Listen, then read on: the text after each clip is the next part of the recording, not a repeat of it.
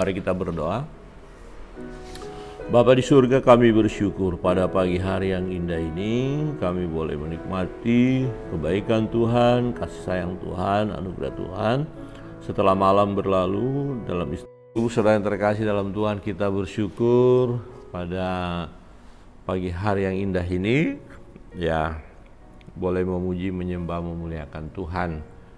Pembacaan firman Tuhan kita lanjutkan dari kitab Yesaya pasal 52. Mari kita buka Alkitab kita, Yesaya pasal 52 ayat yang pertama sampai 12 kita baca secara bersama-sama ya.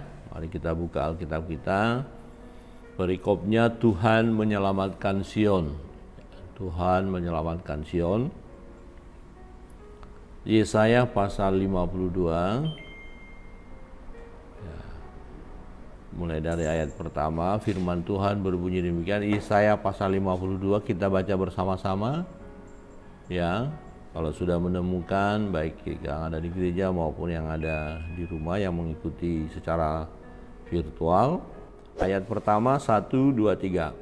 Terjagalah, terjagalah, kenakanlah kekuatanmu seperti pakaian, hai Sion. Kenakanlah pakaian kehormatanmu, hai Yerusalem, kota yang kudus. Sebab tidak seorang pun yang tak bersunat atau yang najis akan masuk lagi ke dalammu. Kebaskanlah debu daripadamu, bangunlah hai Yerusalem yang tertawan. Tanggalkanlah ikatan-ikatan dari lehermu, hai putri Sion yang tertawan. Sebab beginilah firman Tuhan, kamu dijual tanpa pembayaran, maka kamu akan ditebus tanpa pembayaran juga. Sebab beginilah firman Tuhan Allah, dahulu umatku berangkat ke Mesir untuk tinggal di situ sebagai orang asing. Lalu Asyur memeras dia tanpa alasan. Tetapi sekarang apakah lagi urusanku di sini? Demikianlah firman Tuhan. Umatku sudah dirampas begitu saja. Mereka yang berkuasa atas dia memegahkan diri. Demikianlah firman Tuhan. Dan namaku terus dihujat sepanjang hari. Sebab itu umatku akan mengenal namaku. Dan pada waktu itu mereka akan mengerti bahwa akulah dia yang berbicara. Ya, aku. Betapa indahnya kelihatan dari puncak bukit-bukit kedatangan pembawa berita yang mengabarkan berita damai dan memberitakan kabar baik, yang mengabarkan berita selamat dan berkata kepada Raja Sion, Allahmu itu Raja. Dengarlah suara orang-orang yang mengawal engkau, mereka bersama-sama bersorak-sorai, sebab dengan mata kepala sendiri mereka telah melihat bagaimana Tuhan kembali ke Sion. Bergembiralah, bersorak-sorailah bersama-sama, hai reruntuhan Yerusalem, sebab Tuhan telah menghibur umatnya, telah menebus Yerusalem. Tuhan telah menunjukkan tangannya yang kudus di depan mata semua bangsa, maka segala ujung bumi melihat keselamatan yang dari Allah kita. Menjauhlah, menjauhlah, keluarlah dari sana, janganlah engkau kena kepada yang najis. Keluarlah dari tengah-tengahnya, sucikanlah dirimu, hai orang-orang yang mengangkat perkakas rumah Tuhan. Sungguh kamu tidak akan buru-buru keluar dan tidak akan lari-lari berjalan, sebab Tuhan akan berjalan di depanmu dan Allah Israel akan menjadi penutup barisanmu. Amin. Demikian jauh pembacaan firman Tuhan. Menarik Bapak Ibu Saudara yang terkasih dalam Tuhan, ini dalam bentuk nubuatan daripada Nabi Yesaya kepada umat Yehuda. Jadi waktu Yesaya berbicara, Yehuda belum dibuang ke Babel. Ya, tetapi nanti setelah pembuangan ke Babel, bahkan Israel dibuang ke Asyur yang terlebih dahulu, mereka akan kembali. Ya, mereka akan kembali.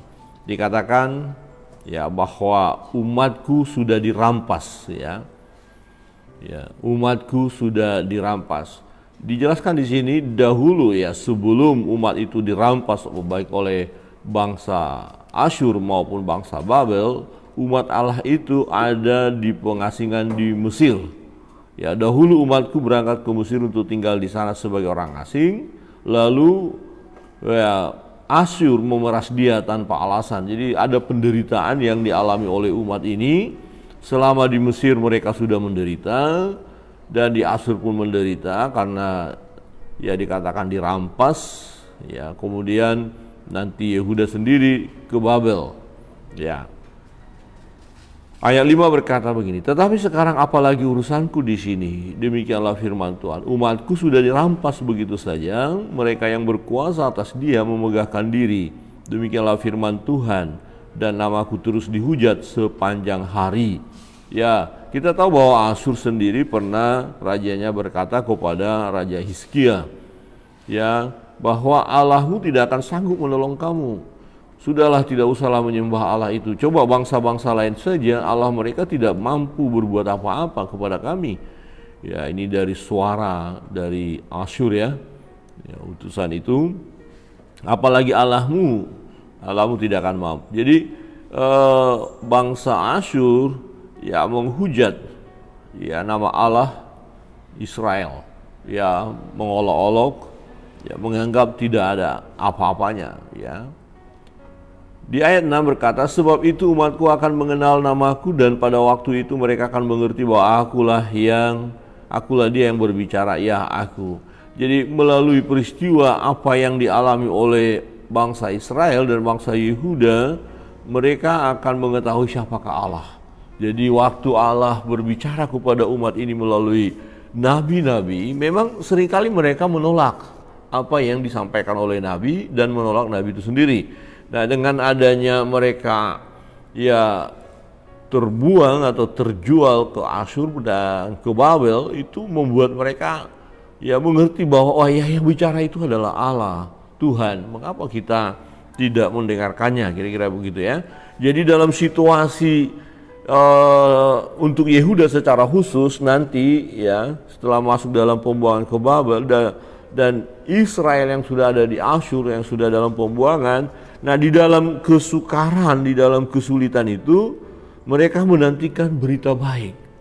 Ya, kira-kira begini, wah ini bangsa kita ya hari Minggu kita akan peringati 17 Agustus, hari kemerdekaan. Nah, sebelum merdeka ada penjajah, dan kita bangsa kita ditindas, ya dihina, diperlakukan sedemikian rupa, dan yang dinantikan apa?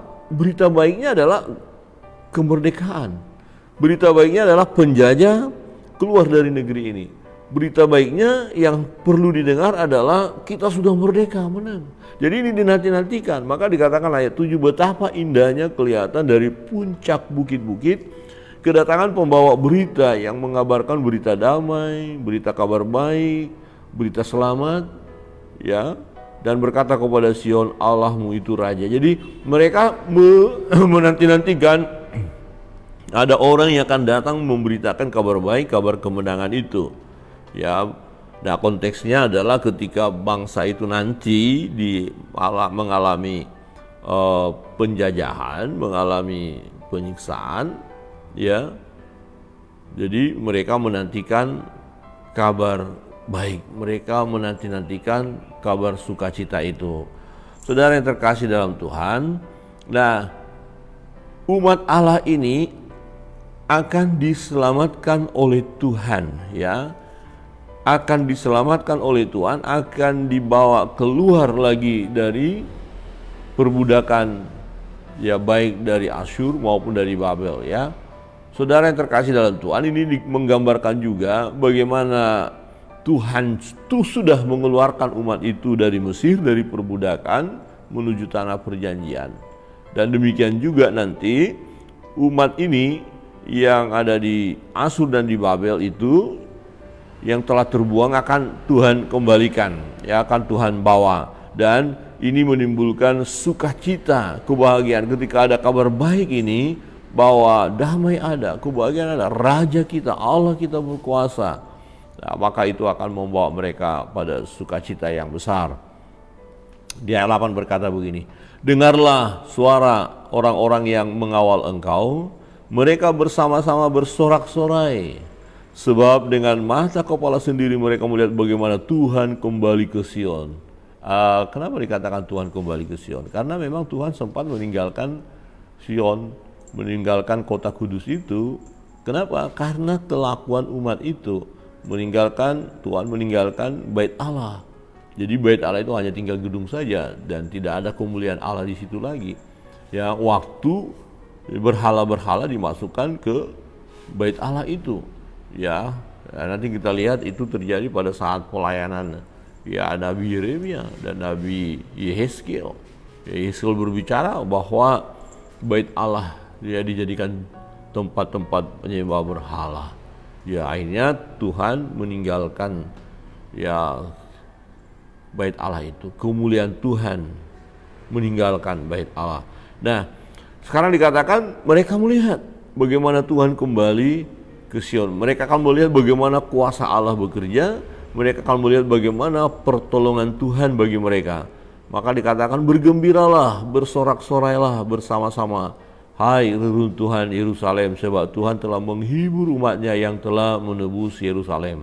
Nah, nanti kita lihat ketika mereka kembali ya dari Persia ya, karena nanti kerajaan Persia yang mengalahkan Babel ya. Babel akhirnya dikalahkan oleh Media Persia. Kemudian Raja Kores berkata, siapa yang digerakkan hatinya oleh Tuhan untuk kembali ke Yerusalem, silakan. Dan bahkan mereka diberikan harta ya, perhiasan segala macam, persis seperti peristiwa di mana mereka keluar dari Mesir. Orang-orang Mesir memberikan mereka perhiasan, harta, dan ini digunakan untuk keperluan mereka. Jadi mereka melihat mujizat Tuhan. Nah, kira-kira begini, bagaimana orang yang tadinya memperbudak kita, kemudian dia memberikan segala sesuatu kepada kita. Ini kan satu perbuatan yang luar biasa. Siapa yang mengubahkan hati orang-orang itu sehingga memberkati umat pilihan ini yang tadinya mereka ya menindas. Ya kira-kira begini, ada orang yang tadinya menindas orang percaya, ya kan, menindas dan tidak suka dengan orang percaya ini, tiba-tiba orang yang menindas ini berubah dia dan mendukung orang percaya dan memberikan fasilitas. Ya, jadi ya baru-baru saat ini ya bagus sekali ya, Bapak Gubernur Jawa Barat ya justru bukan orang Kristen tapi dia punya hati untuk menolong satu gereja itu yang mau disita. Tapi dia turun tangan menolong. Nah, ini siapa yang menggerakkan dia?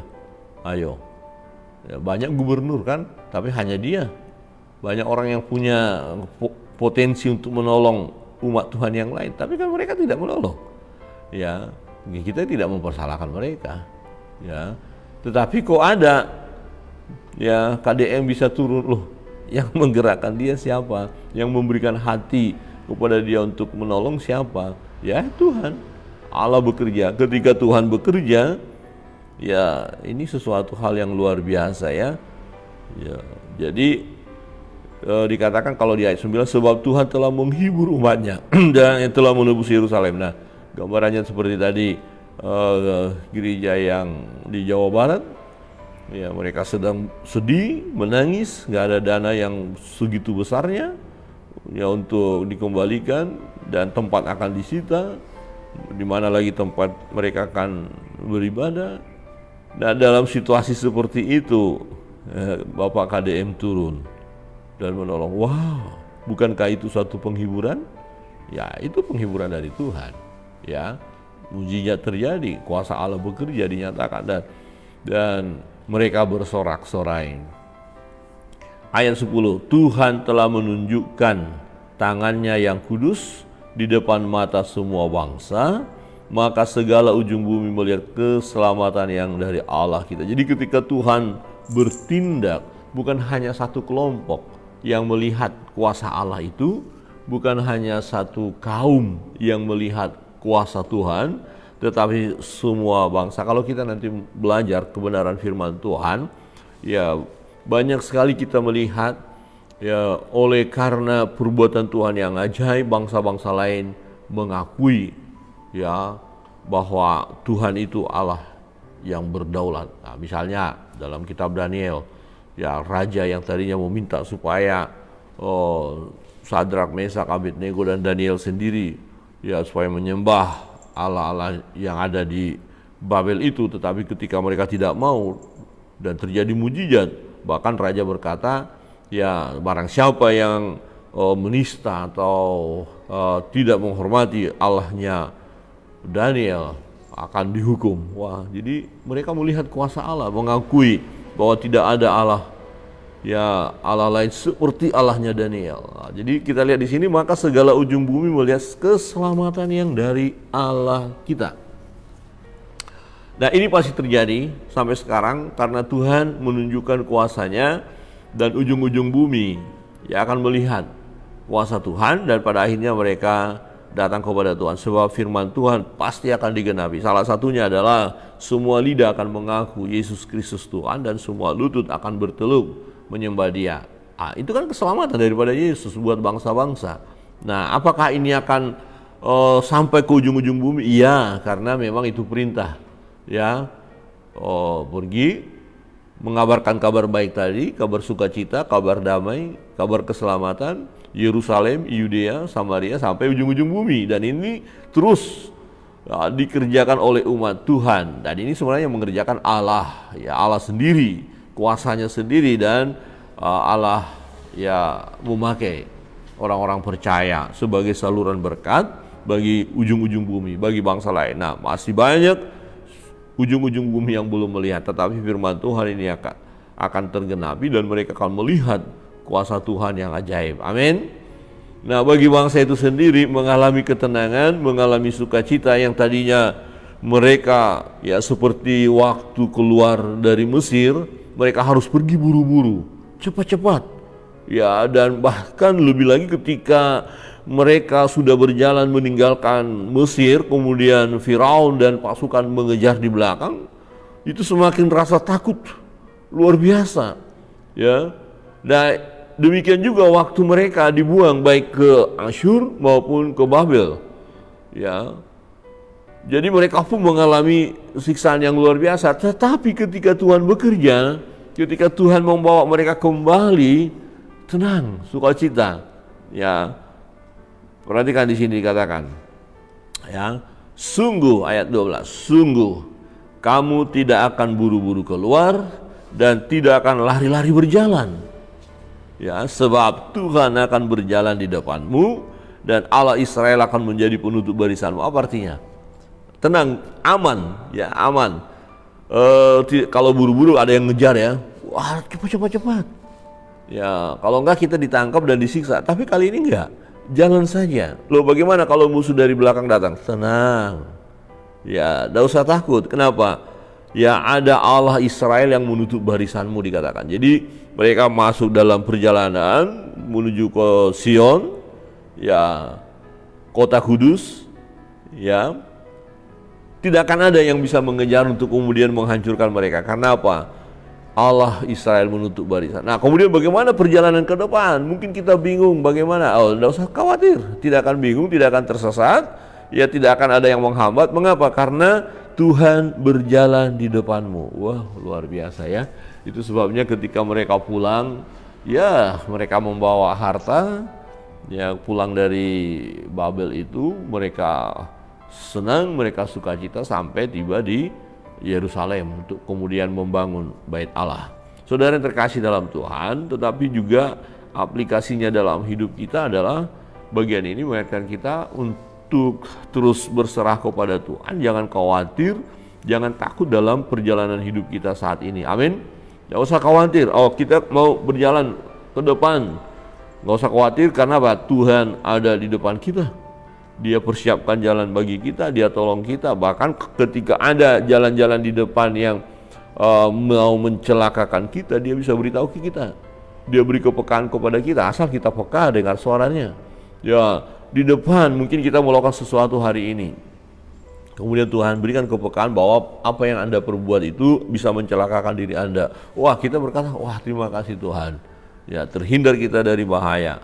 Ya, karena apa yang akan kita jalankan ke depan ternyata bisa membawa kita kepada malapetaka. Ketika Tuhan beritahukan kepada kita, ya kita jangan terus berhenti, stop. Oh ya, ini nggak boleh saya lakukan. Ya puji Tuhan, Tuhan ingatkan, kan begitu. Ya misalnya Maksudnya bagaimana Pak Pendeta? Kira-kira begini, kita lakukan sesuatu, kita tidak sadar itu salah, tapi Tuhan pakai orang lain mengingatkan kita. Ya, ada saudara kita, ada pembimbing-pembimbing rohani kita, dan ada orang lain yang melihat bahwa apa yang kita lakukan bisa mencelakakan diri kita, dan mereka menyampaikan kepada kita supaya kita jangan teruskan lakukan itu. Nah, kalau kita punya kepekaan dan kita berkata, oh puji Tuhan, ya apa yang saya lakukan bisa akan mencelakakan saya dan saya tidak akan terus melakukannya, saya akan berbalik. Nah, jadi di depan kita. Nah, dan Allah Israel menjadi penutup barisanmu. Orang-orang yang mungkin dari belakang kita akan menyerang kita, di depan pura-pura baik tapi di belakang bisa mau menghancurkan kita, mau mencelakakan kita. Nggak usah takut, nggak usah khawatir. Ya, ada Tuhan yang menutup barisan, ada Tuhan yang membela kita. Amin. Ada Tuhan yang selalu menyertai kita. Ini sangat indah sekali ya dalam perjalanan hidup kita. Ya, sungguh Tuhan mengasihi kita, Tuhan bersama dengan kita. Tuhan tidak akan membiarkan kita ya mengalami kehancuran atau kecelakaan, karena rancangannya memang bukan rancangan kecelakaan bagi kita, tapi rancangan damai sejahtera. Nah, Bapak Ibu Saudara yang terkasih dalam Tuhan, kebenaran firman Tuhan pagi hari ini mengingatkan kita bahwa Tuhan sanggup menghibur kita. Ya, kalaupun kita ya sedang mengalami kesulitan, kesukaran, duka dan lain sebagainya, Tuhan izinkan terjadi dalam hidup kita sebagai anak-anak Tuhan. Tuhan tidak biarkan kita, tidak membiarkan kita terlantar, tapi Tuhan akan menghibur kita dan menolong. Ya, Tuhan akan menolong, Dia akan turun tangan tepat pada waktunya. Kita bersyukur memiliki Allah yang hidup. Untuk itu berserahlah terus kepada Tuhan, ya. Berserahlah, jangan lagi kita ya menceburkan diri kita kepada dosa-dosa. Nah, ini juga peringatan kepada umat itu, jangan lagi. Maka dikatakan ayat 11, menjauhlah, keluarlah dari sana. Janganlah engkau kena kepada yang najis. Ya, keluarlah dari tengah-tengahnya, sucikanlah dirimu. Ya, memang karena dosa ya, maka bangsa Israel dan Yehuda dibuang. Maka dikatakan ya jangan lagi dong lakukan dosa itu. Ya jangan lagi meninggalkan Tuhan, tapi seriuslah datang kepada Tuhan. Ya, jadi dalam hidup kita mengikut Tuhan itu bukan sambilan, ya, bukan sesuatu yang ya pelengkap saja, bukan. Yang penting pelengkap saja saya punya agama. Ya, bukan hanya sekedar pelengkap, tapi itu yang utama, saudara. Ya, tanpa Tuhan bagaimana kita melakukan segala sesuatu? Tanpa Tuhan bagaimana kita mengalami kebahagiaan? Gak bisa. Jadi sesungguhnya ya hidup di dalam Tuhan itu adalah yang utama. Jadi kita keluar dari hal yang najis, menjauh dari itu, dari dosa-dosa itu, kebiasaan-kebiasaan lama yang tidak memuliakan Tuhan, menjauhlah dari situ. Amin. Dari minum-minuman keras, menjauhlah dari situ. Judi online, menjauhlah dari situ. Perzinahan, menjauh dari situ, ya. Mencuri, korupsi, menjauh dari situ. Korupsi itu mencuri loh ya, merampok ya, menjauh dari situ. Ya, menganiaya orang lain, menjauh dari situ ya. Ya, apalagi macam-macam ya yang dosa-dosa ini, menjauh dari situ. Jangan ada lagi di situ, tetapi yang mau kita lakukan adalah mengikut Tuhan. Amin. Kiranya kebenaran firman Tuhan menolong kita. Pada pagi hari ini teruslah kita berjalan bersama dengan Tuhan. Berjalan bersama dengan Tuhan, kita akan mengalami damai sejahtera, kebahagiaan. Bukan berarti tidak ada tantangan, bukan berarti tidak ada pergumulan. Semua itu pasti ada, tetapi Tuhan tidak tinggal diam. Dia menolong kita tepat pada waktunya. Kita akan masuk dalam doa-doa kita.